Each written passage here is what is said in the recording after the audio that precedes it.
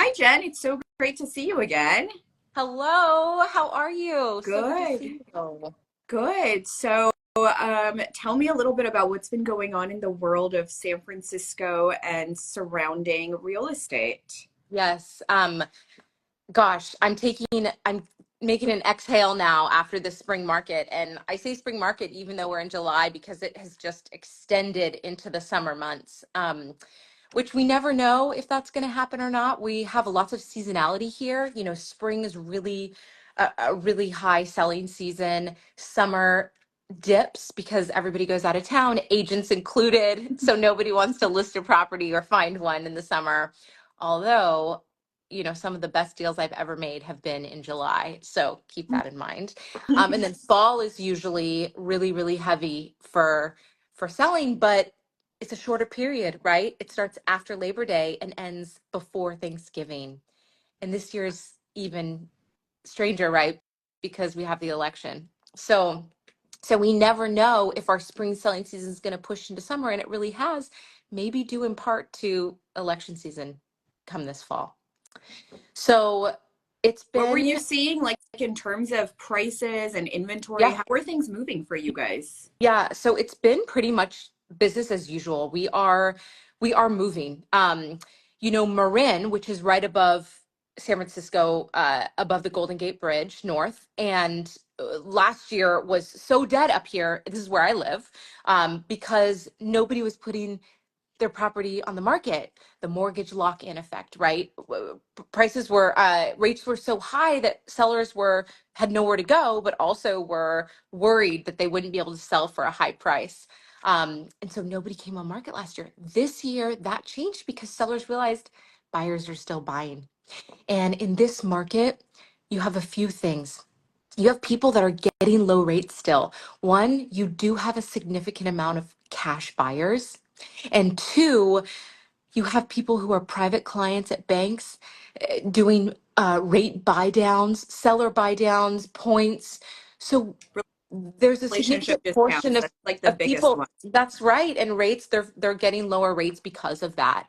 And so once sellers caught on to this spring in Marin was gangbusters. We had a lot more inventory. I mean, I wouldn't say like inventory levels in NYC, but pretty strong for Marin, and buyers were just buying it all up. So we had a really active Marin um, season. And then in San Francisco, I would say the single family home market never really took that much of a hit. I mean, they maybe leveled out to normal last year. Last year was for sure our bottom. All the data shows that, or at least a bottom, right? We never know when the next one's going to be, but hopefully not for a while.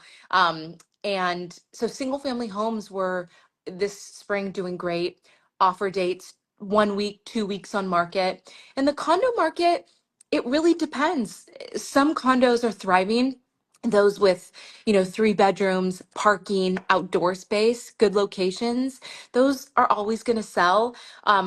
Are we are we in a high for is appreciation at an all-time high for condos? Absolutely not.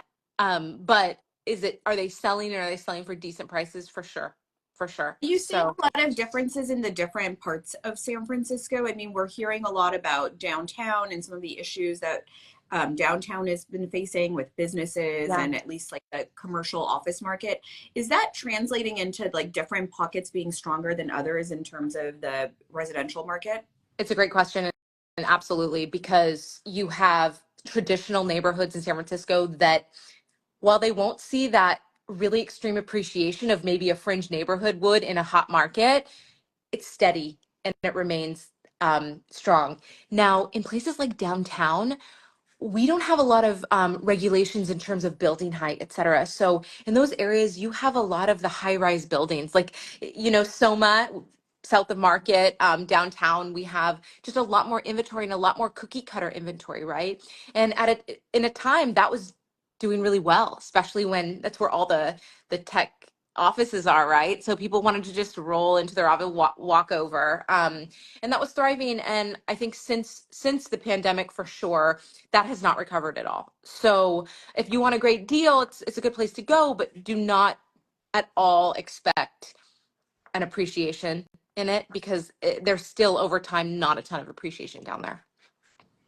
Great. So, So for yeah, us, yeah, for us in New York City, I would say our summer market did go on vacation a little bit sooner this year. I mean, we okay. certainly saw things drop off a little bit. I think part of it is, just sort of in being on the ground, what I'm sort of seeing with at least a lot of my buyers, there's definitely buyers out there. There's people who are all cash, there's people who are sort of rate agnostic, but they're coming in and they have certain expectations. And Mm, either their expectations are in line with the market or their expectations are not in line with the market. So people are either coming in and there's great options for them because their expectations are in line and they're really finding what they want because there's not as much buyer competition. And they're literally, I've had 3 or 4 buyers that on our first day, first weekend out, we've made an offer on a place, and and I've are been these working with people for 6 months, right? a year, 2 years.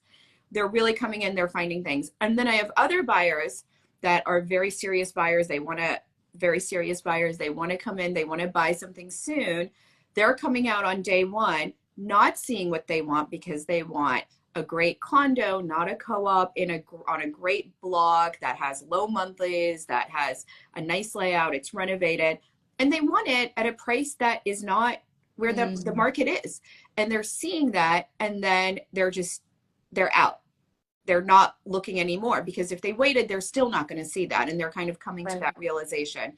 So that's what we're sort of seeing. Things are either, and sort of as an extension of that, things are either sort of trading very quickly. And, I had 2 listings that went on the market and got offers within the first week.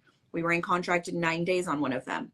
And then we have things that are on the market for months and no amount of price reduction, no That amount, was my next question. it's not making a difference on some of these Okay. properties. If it's not a location people want, if it's not a product that's really in demand that has like the right buyer pool that is rate agnostic, it's just not Okay. moving. Okay, let me ask you this. So when we're talking about, you obviously cover New York and Brooklyn, New York City and Brooklyn. And I would say, here we really felt and saw that 2023 really was a low in our market. And we are seeing a big difference this year as opposed already versus last year. Would you say you're feeling that difference in this 2024 market It's as a much? great question.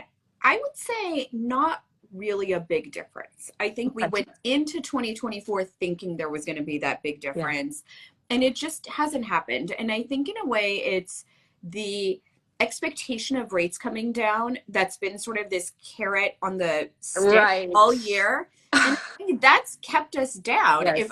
If there was no expectations that rates were coming down, if everyone was like, here's what it is, I think we would have seen that up, or if rates had Oh, already come down, we would have seen that uptick. But for us, it's, to me, at least in like my market and my business, it's felt pretty similar. Like okay. 2023 wasn't a terrible year for me. It was just a very different year. I had fewer transactions at a higher price point, at a sort of rate agnostic price point, as opposed to, sort of like the bread and butter, like starter home, um, market. And this year has been very similar. It's people that can comfortably afford these places. They're probably buying under budget. Some are all cash. They could be all cash.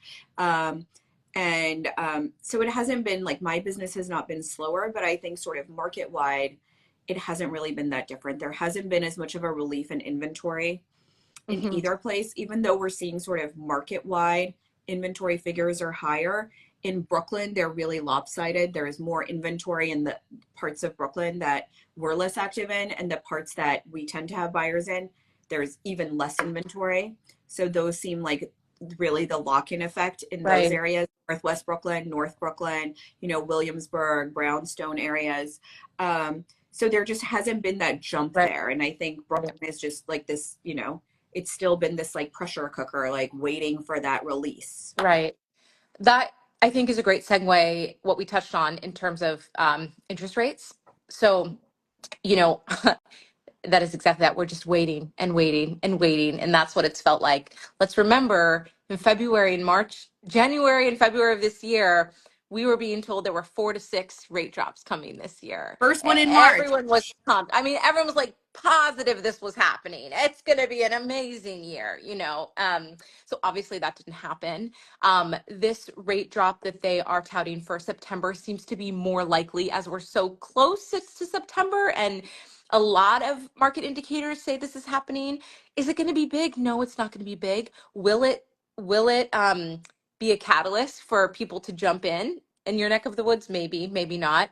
I guess we'll see. And yes, they're also talking about a December rate drop too, but again, Who knows? there's no sense in postulating about this. We just don't know until it's actually happening. As we've seen before, so many factors can come into effect and make a big difference on that. So Absolutely. And what's so interesting that I think a lot of people don't realize about rate drops is the Fed announcing their decision does not directly affect our rates, right? That we see in terms of what rates our clients are getting. yeah, Part of the problem is the banks are relying on these projections in pricing their rates proactively.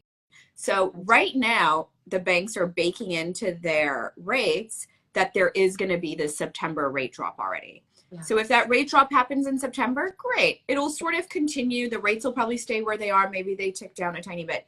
If there isn't, it's not as if the rates are going to stay where they are now. The rates are actually going to go up if that rate drop doesn't happen.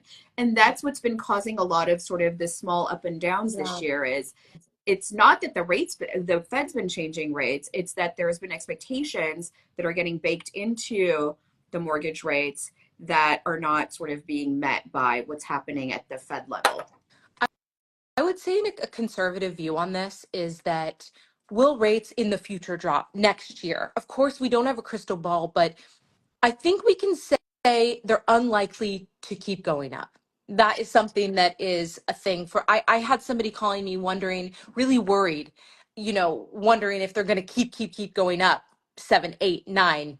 And that does not appear to be the case at all. So I would say the further we get where we're close to, what are we at, 3% inflation now, you know, the more we continue along that line, we should over time, at least into next year, right, come closer and closer down. Are we ever going to get to 3% again? Absolutely not. No For a one thinks while, it, at least. least. Yeah. I But will we get would say the into, election bakes in some additional uncertainty though, right? Because the election yeah, and some of these policies that might get changed, like will have direct impact on inflation. And some of these policies can have a much more direct impact on inflation than rates do. And it's just a question of like how reactionary people are going to be in terms of using rates to try to clamp down on inflation if those things happen. And, you know, who knows? Who knows what's going to happen? But I think, you know, even now, people are getting good rates. Relationship discounts are there. All the banks have upped their relationship discount tiers. Basically, a lot of the banks have at least. They've also they also keep adding in additional incentives to finance. I received something that says you can put down 15% instead of 20 and be treated the same. So there's all kinds of banks are really trying to spur the mortgage market as well, and that's always a good thing for consumers. buyers, keep in mind that in non-competitive markets, if you want to adjust your offer price and ask the seller to pay down points significantly, you will be able to buy a better rate. I mean, significantly. You know, I just had an experience where $25,000 bought that rate into the low fives. So, like, these things are out there, you know, seller credits out of their proceeds at close of, you know, closing is just options. So talk to Ishel, and guys, talk to me about these options, and we can explore this. And So, so yeah. great. All right. Well, Nice catch chatting. back up again in the fall. Have a Okay. good rest of your summer, Jen. Okay. Bye. Bye.